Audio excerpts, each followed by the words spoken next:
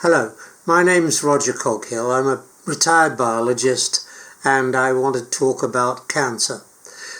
My laboratory of 30 years independently has been researching this part of medical science, and we've come up with a few peer-reviewed published papers, but a basic discovery that although it's been pointed to by several Nobel Prize winners in the past, has never really reached the mainstream. And for those people who've either suffered cancer or know someone who has, who are treating people with cancer, this might be new information.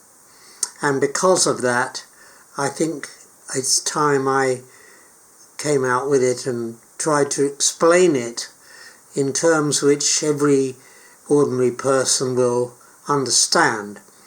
I do appreciate the need to explain it in a technical sense too, so when I've talked about existing studies and papers published in the peer-reviewed literature, I've used the Harvard system to identify them, and at the end of this video you will find the exact references to the papers I've mentioned.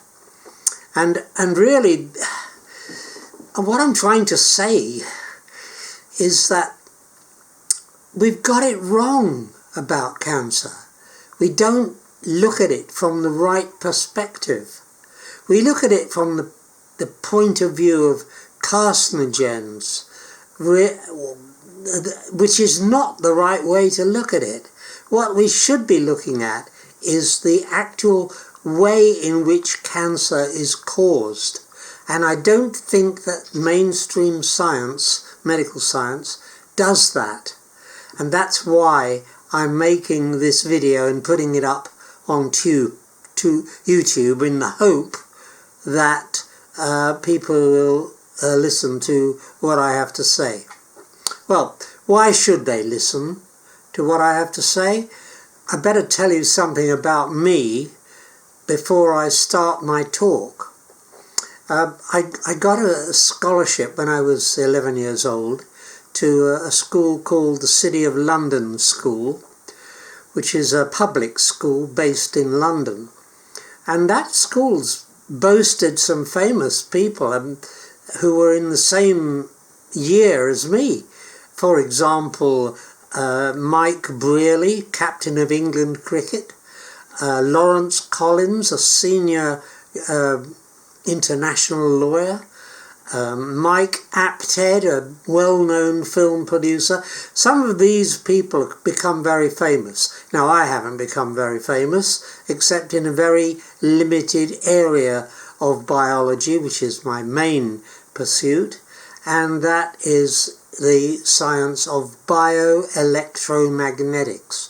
It's a long word, but what it really means is looking at the way in which the physical energies of electricity and magnetism have a part to play and how they influence us in the natural world, not just human beings, but animals, plants, and other life forms. So that is where I'm coming from. After the school, I went to Cambridge University and I got a senior exhibitionership in biology there, as well as being an open scholar in classical studies, and came out with a pretty good degree, upper second in both cases. And then I went on actually to do a master's in environmental management at the University of Wales, as well as a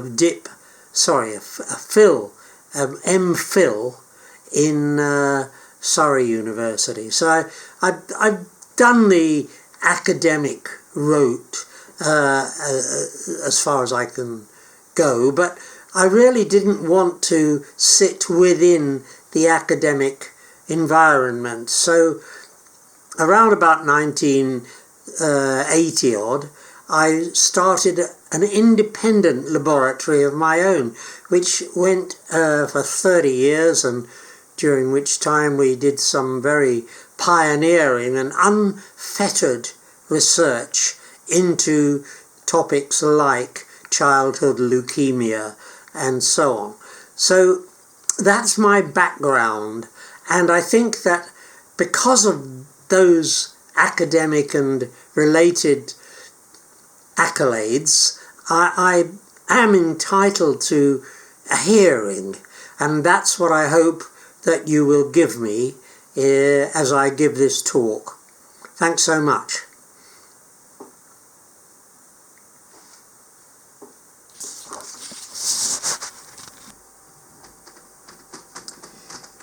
But I want to stress that I'm not a medical doctor, and I'm not qualified to treat people. But I have to say that the Royal Society of Medicine recognised that the work we did in our laboratory had value and invited me to become a member of the RSM, which I felt was very kind. But I didn't want to be called Dr. Coghill, so I didn't go further with that, but I did use their library for many years researching our studies. Anyway, the other thing is, I suppose a lot of people claim on the internet these days that they've done so much and they've been this and that. So just for the record, I've put on to this video copies of the certificates of Cambridge University and the Institute of Biology, where I was a member for many years, and I'm in fact on the technical committee of the Bioelectromagnetic Society, which is arguably the most important scientific society in my particular branch of biology. So I thought I'd better put those in as well, just to give you some confidence in me and what I'm going to say to you.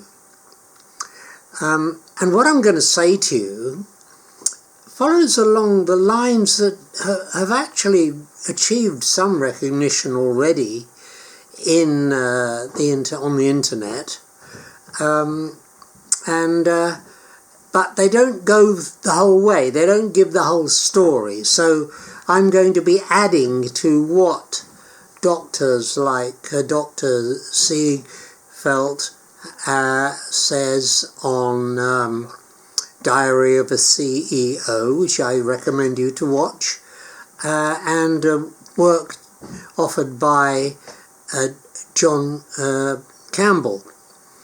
And those kinds of free speech, which hasn't been shut down by YouTube, form part of what I'm going to say, but they don't go the whole way.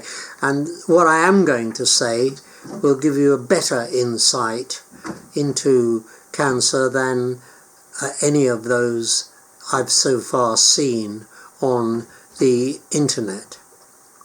Thank you so much, and now let's get on with the talk.